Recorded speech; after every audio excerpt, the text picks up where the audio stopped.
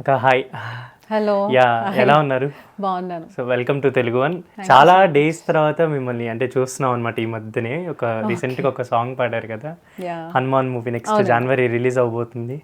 So ఎలా మళ్ళీ ఇంతకుముందు సాహితీ గారు చాలా సాంగ్స్ పాడారు అండ్ ఇప్పుడు మళ్ళీ బ్యాక్ అనమాట, మళ్ళీ రికార్డింగ్ సాంగ్స్. ఎలా అనిపిస్తుంది అక్క? ఐఎమ్ హ్యాపీ, చాలా చాలా బాగా అనిపిస్తుంది. అండ్ మోర్ ఓవర్ ఈ song like it is a come back for me అనమాట. సో ఇంకా అంతకంటే ఏం కావాలి to start of with. Feeling very good. మరి మా కోసం ఆ పాటతో స్టార్ట్ చేస్తారు ఇంటర్వ్యూ అయితే? Sure, definitely. ఆవకాయ ఆంజనేయ కథ మొదలెట్టినాడు చూడరయ్యా, శక్తినంతా కూడగట్టి సెట్టు దులిపినాడు అంజయ్య. ఎర్ర ఛాయ కోతి అవతార మెంత మాయా, కత్తి సేత పట్టకుండా కాయ కోసినాడు కపిలయ్యా. అంతేనా? ఇంకొక 2 లైన్స్ పాడక్క.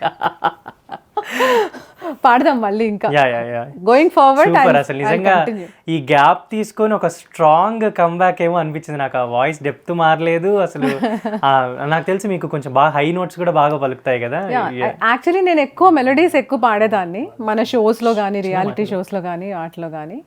బట్ ఇది ఒక కొత్త ఎక్స్పెరిమెంటల్ థింగ్ నాకు. సో మేము కూడా వెయిట్ చేస్తున్నాం అనమాట ఆ కమ్బ్యాక్ కోసం. దీనికి ముందు కూడా ఒక సాంగ్ పాడినట్టున్నారు కదా మీరు? దీనికి ముందు కొన్ని పాటలు పాడాను ఈ 1-2 ఇయర్స్లో. బట్ దెన్ అవి ఇంత రీచ్ అవ్వలేదు. ఈ సాంగ్ రీచ్ అయినంత బాగా. This is a full length complete song in my voice కదా. అవునవును. సో ఇది ఒక డిఫరెంట్ సాంగ్ కూడా, ఒక పవర్ఫుల్ సాంగ్. ఈ సీన్ ఆఫ్ ద మూవీ కూడా, మూవీలో ఈ సిచ్యువేషన్, ఈ సాంగ్ కూడా సిచ్యువేషన్ కూడా చాలా క్రూషియల్ సిచ్యువేషన్ అంట. So might be that gave me more mind. మీకు ఆ సిచ్యువేషన్ ఏంటనేది తెలీదా? తెలీదా? యా, అసలు ఎలా ఉంటుంది మూవీ అనేది కూడా నో ఐడియా.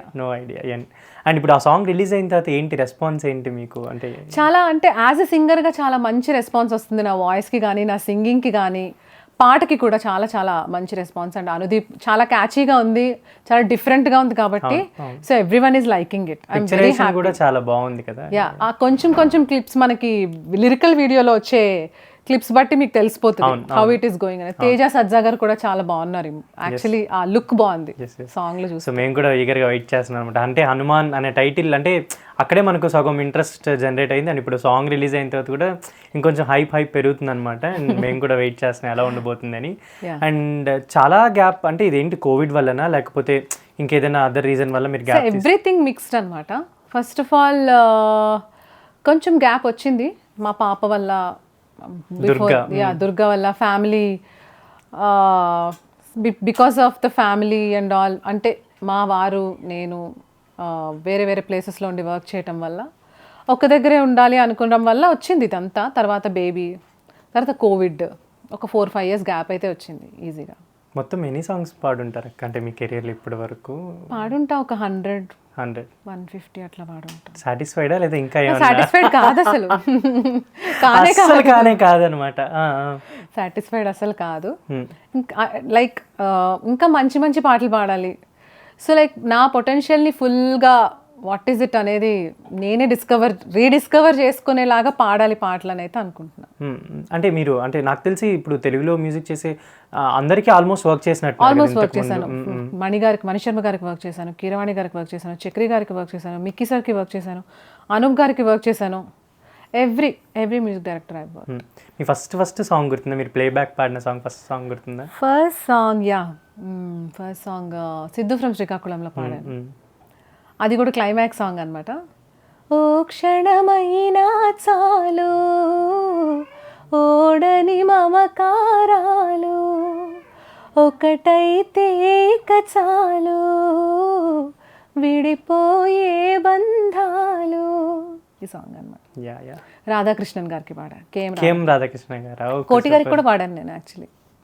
సో ఇప్పుడు అంటే ఇంత లాంగ్ కొంచెం గ్యాప్ తీసుకున్న తర్వాత అంటే మీరు అంటే మ్యూజిక్ ఇండస్ట్రీ వాళ్ళకి, మ్యూజిక్ కంపోజర్స్కి టచ్లోనే ఉన్నారా? అంటే ఎవరికైనా టచ్లో అంటే everyone knows what my potential is. అందరికీ నా వాయిస్ ఏంటి, నేనేంటి అనేది తెలుసు ఆల్రెడీ. నేను టచ్లో అంటే నేను పాడతాను అని తెలిస్తే చాలు. I'm just waiting for the right opportunity from everybody. I hope and I believe that I will get it for sure. General ఏంటంటే నార్మల్గా అవైలబిలిటీ అనేది చాలా ఇంపార్టెంట్ సింగర్స్కి. హైదరాబాద్లో ఇక్కడ మ్యూజిక్ జరిగే సిట్టింగ్స్ ఎక్కువ జరుగుతూ ఉంటాయి కాబట్టి. సో ఇప్పుడు మీరు హైదరాబాద్లోనే ఎప్పటి నుంచో ఉంటున్నారు కదా? ఆల్మోస్ట్ 5 years నుంచి ఇక్కడే ఉంటున్నానండి. బట్ చాలా మందికి నేను ఇక్కడ ఉంటున్నానని తెలీదు. అంటే కోవిడ్ టైంలో చాలా బ్రేక్ వచ్చింది మనకి. ఆల్మోస్ట్ ఒక 2 years అంతా మళ్ళీ సెటిల్ డౌన్ అవ్వడానికే మనకి 2 ఏళ్ళు పట్టింది. అది తీసేద్దాము. పోస్ట్ కోవిడ్ అయితే నేను పాడుతున్నాను. బట్ ఒకప్పుడు అంత బిజీగా టూ మచ్, అంటే ఒకప్పుడు చాలా టైట్ స్కెడ్యూల్ ఉండేది. మార్నింగ్ 8కి స్టార్ట్ అయితే నైట్ 2 వరకు కూడా పాడుతూనే ఉండేవాళ్ళం. ఎప్పుడు వచ్చి ఎప్పుడు పడుకుని ఎప్పుడు లేచి మళ్ళీ ఎప్పుడు వెళ్ళేవాళ్ళం తెలిసేలాగా ఉండేది కదా. బికాస్ షోస్ మార్నింగ్ అంతా రికార్డింగ్స్లో బిజీ ఉండి ఈవినింగ్ ఏమో షోస్ చేసి మళ్ళీ నెక్స్ట్ డే మార్నింగ్ రికార్డింగ్స్ కోసం పరిగెట్టి ఇవాళ ఈ ఊర్లో ఉంటే రేపు వేరే ఊర్లో ఉండడం. అట్లా I've seen some hectic schedules in my life అనమాట. అలా లేదు, కూల్గా ఉంది. But then I'm happy with this too. First ప్లేబ్యాక్లో ప్రూవ్ చేసుకుని తర్వాత ఏమన్నా చేద్దామని నా ఆలోచన, అంతే. అండ్ అంటే ఇప్పుడు ఈ గ్యాప్ తీసుకున్న ఈ మధ్యలో గ్యాప్ టైంలో ఎప్పుడైనా ఏదైనా సాంగ్ విన్నప్పుడు అరే చాలా మంచి సాంగ్, ఇలాంటిది నాకు పడింటే బాగుండేది, అలా ఏమైనా ఫీల్ అయ్యారు? చాలా పాటలకు ఫీల్ అవుతుంటాము. డెఫినెట్లీ. డెఫినెట్గా చాలా పాటలు, అంటే చాలా పాటలు మీ వాయిస్ కి సిమిలర్ అనిపించినవి, మీలాంటి వాయిస్ మ్యాచ్ అయినవి కూడా చాలా వచ్చాయి కూడా రిలీజ్. అవునవును. అలాంటివి విన్నప్పుడు ఏమన్నా అనిపించింది అయ్యో నేను మిస్ అయ్యా, అంటే నేను పాడగలను కదా ఈ పాట బాగా అని అనిపించి నేర్చుకుని నా లిస్ట్లో పెట్టుకుంటా. కానీ నాకు కూడా ఇలాంటి ఆపర్చునిటీ వస్తే బాగుండు, నేను కూడా ఇలా రీచ్ అయితే బాగుండు అందరికి లైఫ్లో ఒక్కసారైనా సరే అని ఒక హోప్ అయితే ఉండేది అనమాట. అండ్ మోస్ట్లీ ఆ టైంలో పాడే వాళ్ళందరూ కూడా లైక్ ఇన్స్టాగ్రామ్లోనో ఏదో ఒక ప్లాట్ఫామ్లో కీప్ ఆన్ ఏదో ఒకటి పోస్ట్ చేస్తూ ఉండేవాళ్ళు. నేను చూసినంత వరకు యూఎస్ వెళ్ళినా అక్కడ సెటిల్ అయినా షోస్ చేసుకున్నా.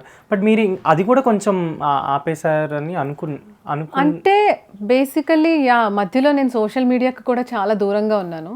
ఈ 1 year ఈ 6-7 months నుంచే I been starting being active on Instagram. ఒక హిందీ సాంగ్ కూడా మొన్న ఏదో పెట్టారు కదా ఇన్స్టాగ్రామ్లో, ఒక సాంగ్ చాలా బాగుంది. అంటే అంతకు ముందు మీరు వర్క్ చేసేటప్పుడు నాకు తెలిసి ఒక 10 years మోస్ట్లీ ఒక 10 years బ్యాక్ అప్పుడు మ్యూజిక్ ఇండస్ట్రీకి ఇప్పటికి వాట్ చేంజెస్, అంటే మీరు అబ్జర్వ్ చేసిన చేంజెస్ ఏమున్నాయి? Now it is like more opportunities ఉన్నాయి ఇప్పుడు. అప్పుడు ఆపర్చునిటీస్ ఉన్నా సరే ఇంత రీచ్ లేదు. అవును. ఇప్పుడు మన పాట నచ్చాలి అంటే మనం వెళ్ళి సీడీ ఇచ్చి సార్ నా పాట వినండి అని చెప్పే రోజులు అవి. డెమోస్ ఇవ్వడం. ఇప్పుడు చాలా ప్లాట్ఫామ్స్ ఉన్నాయి సింగర్స్ ప్రూవ్ చేసుకోవడానికి. అక్కడ చూసి నచ్చి అక్కడే వచ్చేస్తున్నాయి వాళ్ళకి సగం ఆపర్చునిటీస్. ఒకదాని తర్వాత ఒకటి just people are just grabbing the opportunities like anything. And ఇప్పుడు కాంపిటీషన్ కూడా పెరిగిపోయింది. అండ్ ఒకప్పుడులాగా ఒక సింగర్ ఒకటే జానర్కి ఫిక్స్ అయిపోవట్లేదు. అవును. They are trying each and everything so that వాళ్ళు they are upgrading themselves and being versatile with each and every form of singing అని అనిపించింది నాకైతే. ఒకప్పుడు ఈ పాట ఫర్ ఎగ్జాంపుల్ ఈ మాస్ సాంగ్ పాడాలంటే ఈమె పాడాలి, మెలోడీ పాడాలంటే ఈమె పాడాలని ఒక్కొక్క జానర్కి ఒక్కొక్క సింగర్ ఉండేవారు. ఇప్పుడు అలా కాదు, every singer can sing each and every genre అన్నమాట. నాకు తెలిసి సింగర్ అయినుంది సాంగ్ పాడిన తర్వాత మీకు అన్ని అలాంటి సాంగ్స్ వచ్చాయి. Almost climax songs. ఇప్పుడు మణిగారి దగ్గర సింగర్ అయినుంది, నేను రచ్చలో క్లైమాక్స్ సాంగ్ అది. తర్వాత ఒంగోలు గిత్తలో కూడా క్లైమాక్స్ సాంగ్, తర్వాత దూసుకెళ్తలో కూడా క్లైమాక్స్ సాంగే పాడా. అలా అన్ని క్లైమాక్స్లో వచ్చే మాస్ సాంగ్స్ కొన్నాళ్ళు అట్లా నడిచిందనమాట నాది. అండ్ మణిగారికి మీరు అలా క్లైమాక్స్ సాంగ్స్ పాడారు, కానీ మణిగారు అంటేనే మెలడీ సాంగ్స్ బాగా చేస్తారు కదా. మీరు మెలడీ సాంగ్స్ కూడా చాలా పాడారు కదా. అంటే మెలోడీ కంప్లీట్ మణిగారి melody kind of a song అయితే నేను ఆయన దగ్గర పాడలేదు. డిఫరెంట్ సాంగ్స్ ట్రై చేయించారు నాతో మణిగారు సీరియస్లీ. కంప్లీట్గా ఒక ఎరోటిక్ సాంగ్ పాడా ఒక మూవీలో, ఒక ఐటమ్ సాంగ్ పాడా ఒక దాంట్లో, ఒక విప్లవం సాంగ్ పాడా బసంతి అనే మూవీలో. అండ్ అలా క్లైమాక్స్ సాంగ్స్, ఈ మాస్ సాంగ్స్ పాడా. మాస్ సాంగ్స్లో కూడా మెలోడీ ఉంటుంది యాక్చువల్లీ. ఆయన మాస్ సాంగ్స్లో కూడా ఒక తెలియని మెలోడీ ఉంటుంది. ఫర్ ఎగ్జాంపుల్ అత్తారింటికి ఎత్తుకుపోతానులే సాంగ్ ఫాస్ట్ బీట్ సాంగ్, కానీ అందులో ఎంత మెలోడీ ఉంటుందంటే మీకు చాలా చాలా బాగుంటుంది అనమాట. So he style of making music is like that.